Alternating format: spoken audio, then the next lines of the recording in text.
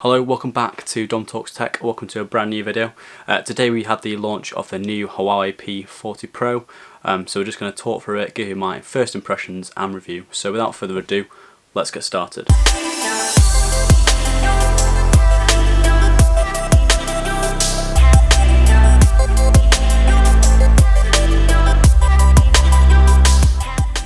If you're new to the channel and want to stay up to date with all the latest tech reviews, hands-on and first impression videos, make sure you hit that subscribe button down below right now so you get a notification as soon as I release a new video. Okay, so this is Huawei's latest flagship phone, and it follows on from the P30, which was launched just last year. The P40 is Huawei's first phone without Google support, so it comes without Android and it's our own MUI operating system, which is based on that of Android 10. As always, I'll put some of the main specs on the screen here, and then we'll go and talk through a couple of the main features and give you my first impressions and whether I'd recommend this phone to you. Firstly, we're going to start off with the display, which is a 6.58-inch display, which is a lot smaller than some of the phones such as the Galaxy S20 Ultra lineup, but it's still quite a large screen, so that's something to think about before you purchase the phone. So the 6.58-inch display is a OLED display with 90Hz refresh rate as opposed to 120 like we've seen in some other recent flagship smartphones. Huawei are calling this the quad curve overflow display because of all the corners, how they round off, which is unlike we've seen on other flagship phones before. Moving on to the processor now that Huawei's included, and it's their own Kirin 990 5G chip that they've included in the P40 Pro this year. So it's their own chip, and it should work really well on the P40 and give you some good power and performance as well. This is an octa-core processor, but it has 8GB of RAM, and it has a base storage model of 256GB, which is of course a lot of storage for a base model phone, which should give you a lot of storage for all your daily tasks on the P40. As I mentioned before briefly, the operating system it runs on is MUI, which is Huawei's brand new operating system, which they've used to replace that of Android.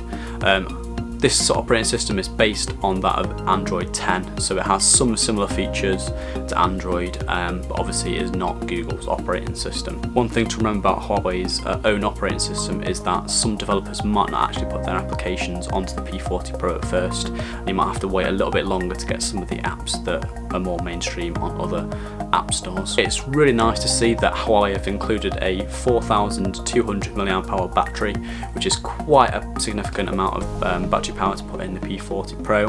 Not quite as much as something like the Galaxy S20 Ultra with that 5000 mAh battery, but 4200 should do no problem to get you through most of the day. In terms of charging, we've got a supercharged 40-watt ability to charge wired, and then we've got a 40-watt ability to charge wireless, which is incredible.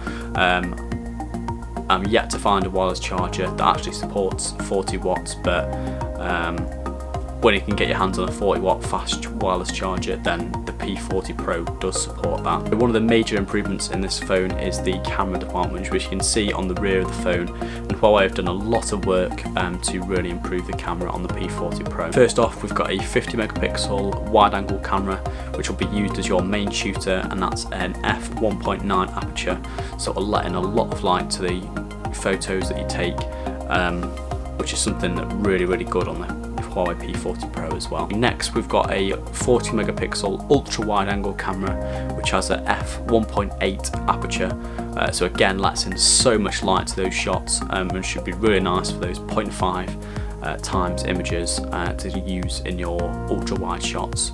I love using the ultra wide camera. I think it's fantastic. It adds so many capabilities to the camera and is so good to have it in your pocket on a smartphone. Finally, we've got a 12 megapixel periscope telephoto lens, which is really good for getting those close-up shots, and has a 5 times optical zoom, and quite incredibly can go all the way up to 100 times zoom using software-based zoom.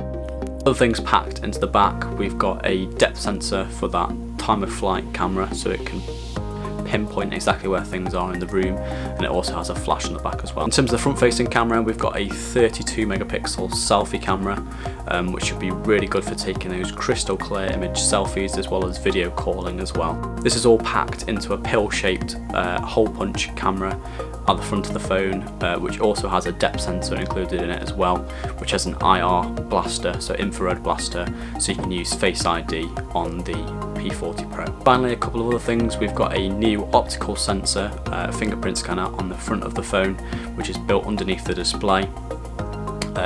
Huawei are claiming that is 30% larger and 30% faster than the previous iterations. The fingerprint sensor is higher than it was on previous generations of the phone, but does work really well on most occasions, although you have to sometimes shift your finger around to get a really accurate reading. So as I mentioned briefly before, we've got support of 5G, which is obviously quite standard for 2020, and we've also got things like IP68 certification for dust and water resistance too. As always, if you've got any questions about the P40 Pro, make sure you comment them down below and I'll get back to you as soon as possible with a response.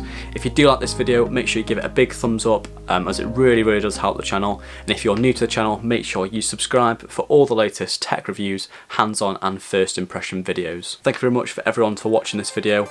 Stay healthy, stay safe, stay inside, and I'll see you in the next video.